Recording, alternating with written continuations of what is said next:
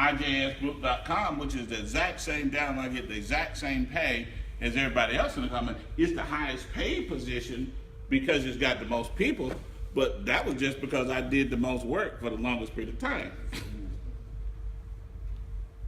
But that has nothing to do with, in other words, when I say my business, I'm not talking about corporate. I'm talking about my downline. Because that's my business. Okay? If you want to sell your downline today, you can sell it. Oh, I forgot. Let me go back over here. If I want to sell, I move around all the time. If I wanted to sell my downline today, I can sell my downline. You can sell your downline. If you got a downline that's, let's say you got a downline that's got 500 people in it, and you're getting $4,000 a month residual income. Okay? So, that's $50,000 a year, right? Would you rather have that, or would you rather have a $200,000 paid for a house?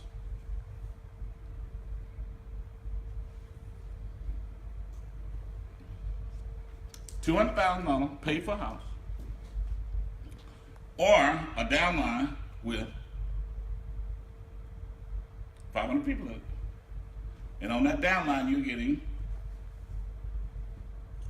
$7 a month, that's $3,500 a month, so you're getting some up front, $4,000 a month. Which one you rather have? Downline. Ain't even close. It's not even close. And when you understand that, that's one of the first steps to getting wealthy or getting rich, because now you can understand how wealth is built. See, here's the problem that people have in America. They have it all over the world. It's more illuminated in America because you got the social media, you got TV, okay? They bought into this idea because financial institutions teach it to them and condition us with it. I'm going to work and save my way to wealth. That's the idea. Yep, that's what we were taught. And it don't work. Nope, it don't. And at best, it can work. That's a long. Now that's 2 lifetimes. Now you live to be 150, you might make it that way. I'm gonna work, and I'm gonna save. That's the technique we were taught, right? I'm gonna work, and I'm gonna find me a good investment at the bank, at the mutual fund company, somewhere, and that's gonna, right? It don't work. The math don't work. I mean, we're not going to go through the math this morning. We've been through that math a million times, right? And when you start realizing that math does not work, Robert Kiyosaki, he taught books on that, didn't he? Mm-hmm. He even talked about it. He said, he says MBA people go to Yale and Harvard and they get MBAs and they make $130,000 a year and they buy the $300,000 house, and it don't work for them. Even if that dollar don't work, because wham, right off the top of that 130, they take 50 for taxes. Yep. That's 7.65 for FICA and Social Security, right? Mm-hmm. State of Georgia wants 6, right? That's 13, right? And then they're gonna hit you for another 25 for federal, right? Mm-hmm. Last time I checked, 25 and 13 is 38. We just round off at 40. Mm-hmm. 40% of 130. 13, that'd be $52,000. So 130 minus 50, that'd leave 80. Student loans,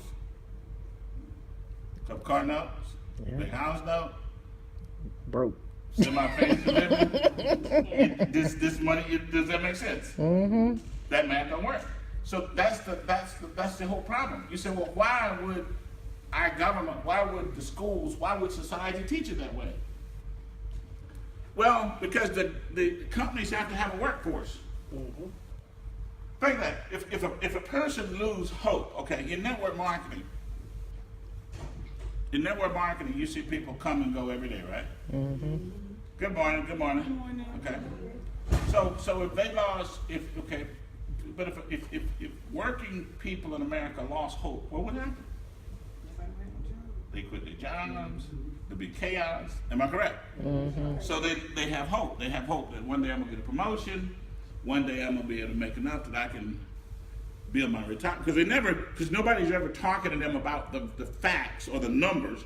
So they just believe one day it's gonna be all right. But how many people do you know 65 plus that it's all right? I mean, it's all right from the basis that they're happy or are comfortable in life, they getting by right. But it's not all right financially, is it? Nope. No, it's not all right financially. So, it don't work. So you say, well, what does work? Well, it's real simple. You can do that strategy of work and save. Now you add to it tax deductions. Okay, get your business on the side, and then instead of them taking this big chunk of your tax, they take a little chunk, right? So now you speeded that up because you drastically increased your savings, didn't you? You manage your money wisely by getting rid of debt. So that speeded up the savings, didn't it? Yeah. Okay? And then from there, you create assets. See, God gave us the ability to be creators. He said he made us in his own image. And we would do greater, and Christ even tells us we do greater works than him. Okay? Well, he created. He was a creator. So what happens is this. Where did Netflix come from? Was it like shipped here from Mars? Or did somebody create it out of their own mind? Created it. Okay, they created it out of their mind. Okay. So Thriller did $500 million. Where did that come from? That came out of Mike's mind, didn't it? He just created it, right? Okay, see? Where did This Is It come from? Somebody's mind. Somebody's mind. Came out, so they created a business that became an asset. Does that make sense? Mm-hmm. And if your creation, so God gave us the ability to create something that would become $1 million. When I was young, in my 20s, and I wanted to be rich. So I pray about it all the time, because that's all I knew to do, because I'm a church boy, right? So I'm like, well, and then when I figured out, God allowed me to figure out one day, he'd probably been showing me that forever, but I couldn't see it, was that he gave me the ability to create $1 million for free. He gives us the ability. Where did braiding come from? Braiding hair. That's a multi-billion-dollar industry, ain't it? Out of somebody's mind. Is that right? Mm-hmm. You see, when you understand that, now you can build a business, because when you're recruiting somebody, you're saying, hey, Bill, Mary, Sue, Tammy, whatever your name is, let me show you how you can get out of this grind called 9 to 5 for 40 to life. And you can start using your skills and your talent to start creating your income. You ain't really got to sit there on that job and listen to somebody speak to you in a way that you don't want to be spoken to on a regular basis and feel like I'm trapped and I can't move ever, because if I don't do this, then I'm going to be in a mess for the rest of my life. It ain't like that.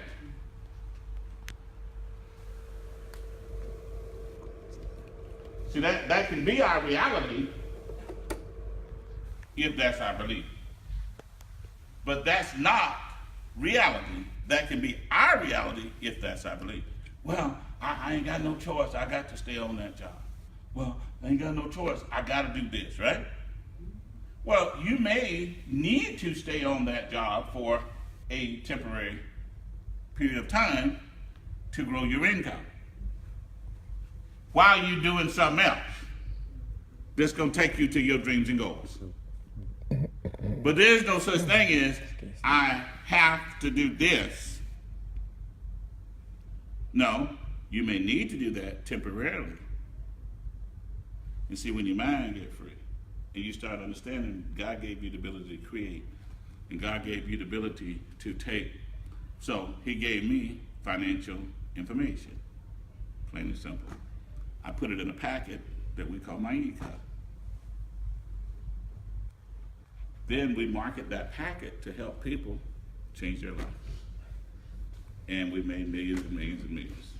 Now you can take that same packet and do the same thing, can't you? But you can even, while you're doing that, create something else, can't you? Mm-hmm. While you're doing that, you know? And you can just keep on creating, can't you? Because he made us creators. But the main thing is to get past this point that I'm stuck. I'm in a rut. I can't get out the rut. I have no other way out. I have to just stay here and accept what somebody else says that I have to have and control me all my life. A person cannot be controlled when they decide they're not going to be controlled. That's true. That's really what all of this is about, right? It's like me, what really, you know, I always thought I wanted to be a millionaire, but really what I really wanted to do was just do what I wanted to do. Because after I got the money, then I realized I ain't nothing to spend on. And I don't even value that. What I value is freedom. You know, I might be saying, shoot, man, I ain't going to work this week. I'm going to go to Florida, sit by the beach for a week. You know, I don't have to make no announcement. I don't have to call in. I'm gone. Mm-hmm. You know, that's really what I wanted. Because that's what you have when you're a kid, isn't it? Mm-hmm. You don't worry about no bills. You don't worry about it's somebody else's department. I just know it's going to be some food when I go down there in the morning. Brandy's son like, shoot, I ain't worried about that. I'm going to be eating in the morning. What mom had to do to get that food, that's on her. And so that's what it's about, is getting your dreams, and this is a method to help you acquire your dreams and goals in it. Mm-hmm. And you're building an asset. And see, you start selling, and see so many people, when they're talking to people about my Iconz, it's too much dollars and cents. Sometimes you got to talk dreams and goals. As a matter of fact, the first question I ask people if I'm talking to somebody one-on-one about this business, I say, what are your top 2 financial goals you'd like to accomplish over the next, 12 to 18 months, And really what I really want to know is, what's your financial goals that you want to create? What's your real big financial goals? But I can't ask them that because it won't give me a good perspective. Yeah. So I just say 12 to 18 months, and it'll give me what's on their mind a little bit. So if they say, well, I just want to improve my credit. Okay, so they got some stuff they want to buy. So I said, okay, that's good. Or if they say, well, I just need to make more money. I said, okay. And, so based on what they say, it's giving me an idea of now of where I need to tailor my conversation to help them, get their dreams and goals, right? Because now I can say, well, that's great because we help people build credit, make extra money, because a lot of people have, they got a certain type of house they want, they got a car they want, they want to do some traveling, they just want, they want to build retirement, whatever it is. And see, then you say, now, so what we can do in our business, now everybody get this, this is how you recruit, okay? And so the thing about doing this is, you're going to be able to accomplish those things you just told me, and the government going to pay the bill. Mm-hmm. Now, this is the part you got to get, and this is the part you got to get people to understand. There is no cost. Okay, if I got a job and I'm making $10 an hour in Atlanta, Georgia, $10 an hour, okay? So that's $400 a week, $40 a week. That's $21,800 a year. Okay, so I'm single, $12,000. I got a standard deduction of $12,000. The remaining, so 21.8. So we're just going to round up 22 to make the math easy. 22 divided by minus 12. So I got $10,000 left, right? The state of Georgia wants 6%. And the feds want another 9%. So I'm going to pay $1,500 plus in taxes. As a matter of fact, there's another 7.65 for FICA and Social Security. Am I correct? Okay. See, that's why I say it's got to be your business, because you got to learn. It's just like in anything in life, if you're going to talk to somebody about it, you got to learn it well enough to have a conversation. You know, it can't be, well, just come to the meeting. Yeah, come to the meeting is cool, but you gotta give them a reason to come to the meeting. Okay, so they're gonna pay $1,500 to $2,000 in taxes. They're gonna take that out. Now, if they take out $3,000, they get a refund. If they take out $500, they go, oh, you know. So now, when you get in business, you writing off your cell phone, your internet access, you know, meals, things of that nature, and you might pick up an extra $5,000, $6,000 in tax write-offs. Things that you was going to spend money on anyway that you didn't get a write-off, that you wasn't writing off before you got in business. Now that $21,800 that you made in business, you're going to get the $12,000 standard deduction. That's what everybody gets, right? Mm-hmm. Now you got another $6,000 on top of that, right? So now, so we say 22 minus 12 is 10, and then 10 minus 6 is 4. Now your taxable income $4,000.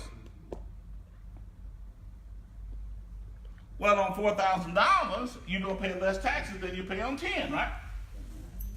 So you saved $1,000 in taxes. So what did it cost you to run the business that you spent $34.95 on? Nothing.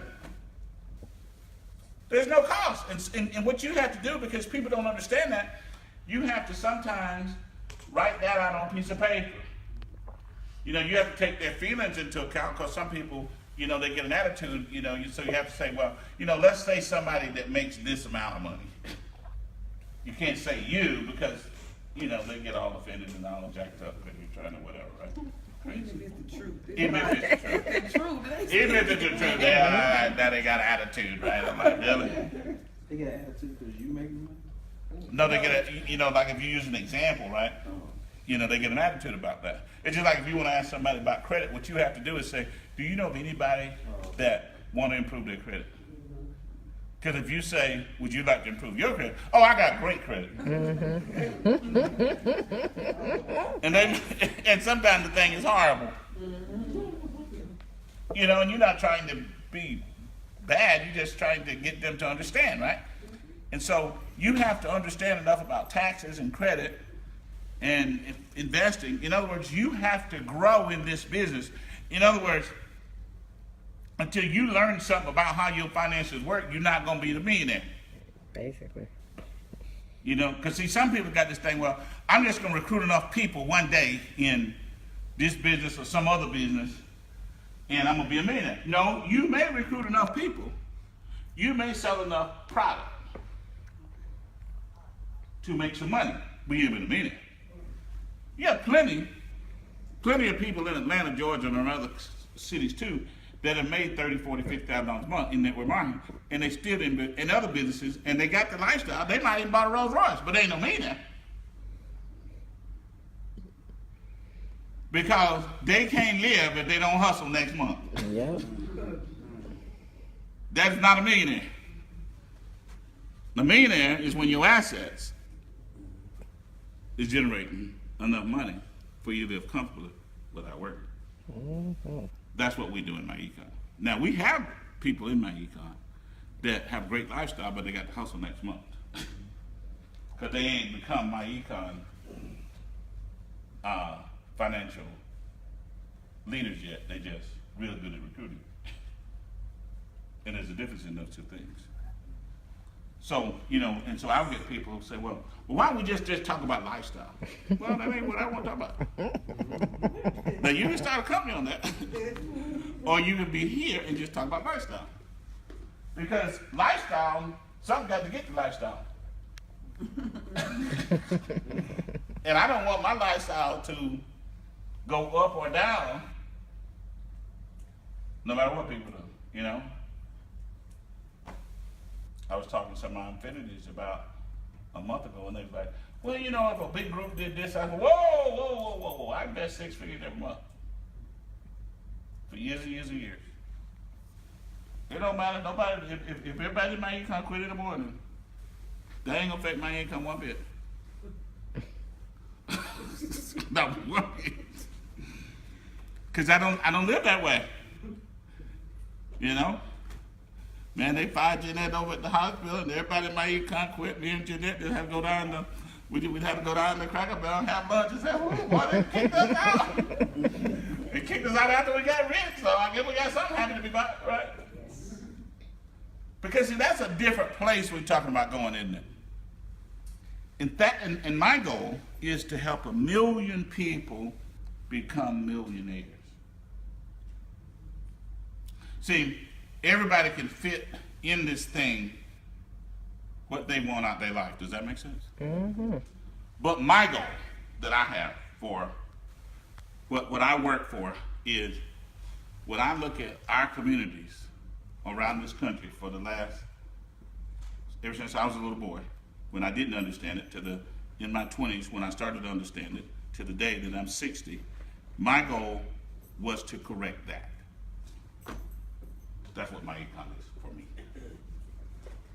Because every time you correct that for one person, you corrected it for generations. Mm-hmm. See, when Jeanette got her finances to the point that she is, that also affected her grandchildren. You see? That's called generational wealth. That's what my econ is to me. When for somebody to be the CEO of my econ, that's what they have to do.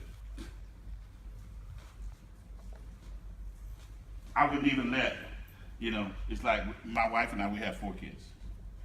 My son is real smart young man. But he would never be the CEO of my econ until he grew up a whole lot. Cause tomorrow he'd be running around everybody in a Rolls Royce and everything. I'm like, oh no, son, we can't do that. Now I don't care. He got his own business now, and I'm like, you want to do that in your business? Have at it. It's fun, but not over here, cause that wasn't what my econ was designed to be.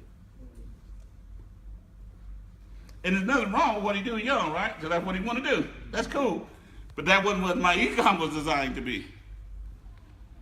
My econ was designed to help people attain personal financial success and build generational wealth in our communities. Yeah.